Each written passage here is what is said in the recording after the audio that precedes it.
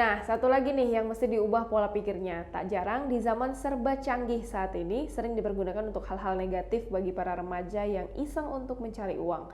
Demi uang Rp200.000, seorang mahasiswi rela menggadaikan harga dirinya, melepas semua pakaiannya dengan tujuan memeras uang seorang nelayan. AG, 23 tahun, seorang nelayan, kaget saat menerima panggilan video call dari seseorang yang tidak dikenalnya.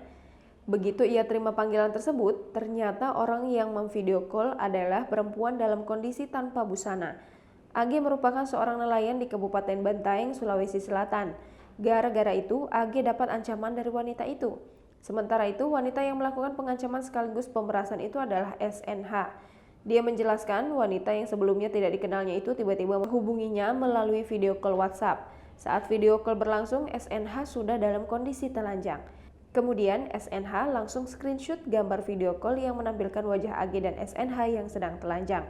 Hasil screenshot itulah yang akan disebarkan apabila AG tidak memberikan sejumlah uang yang diminta. Namun dia tidak mengirimkan uang yang diminta oleh SNH karena tak kunjung dikirimkan. SNH kembali meminta uang sebesar Rp200.000. Selain foto screenshot tersebut akan disebar, SNH juga mengancam akan mengedit foto pacar AG hingga terlihat telanjang kemudian akan disebarkan.